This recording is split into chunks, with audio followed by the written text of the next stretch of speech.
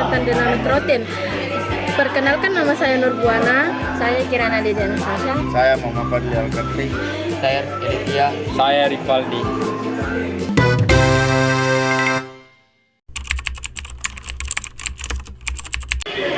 Pengertian dinamik routing.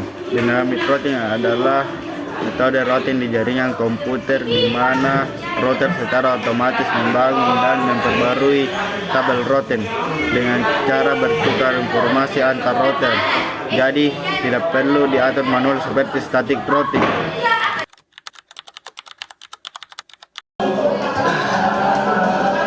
Cara kerja dinamik routing. 1. Router bertukar informasi antar router menggunakan protokol routing, misalnya IRP, OSPF, dan BGP. 2. Masing-masing router mengirim update tentang jalur path dan kondisi jaringan yang diketahuinya.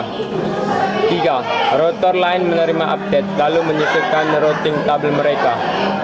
4. Jika ada perubahan jaringan, misalnya link putus, router akan otomatis mencari jalur alternatif tanpa harus diatur manual.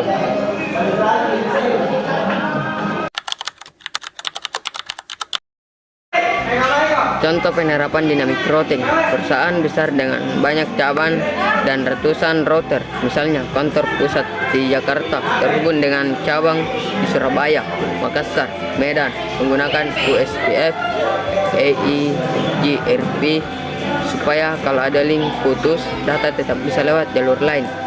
2. ISP, Internet Service Provider. ISP pakai BGP border gateway protokol untuk menghubungkan jaringan mereka dengan jaringan ISP lain di dunia. Backbone Internet. 3. Kampus atau sekolah besar dengan banyak gedung.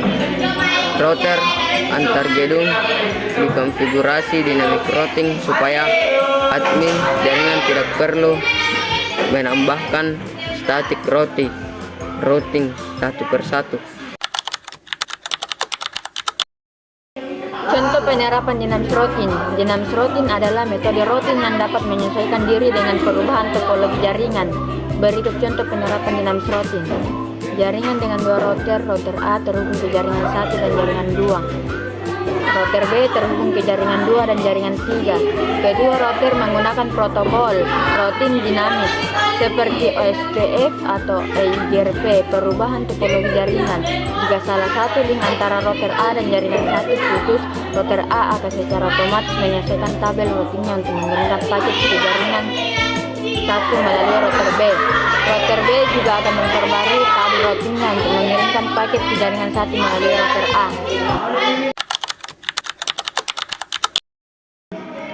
Tujuan membuat video: 1. Melatih kerjasama. 2. Meningkatkan pemahaman materi.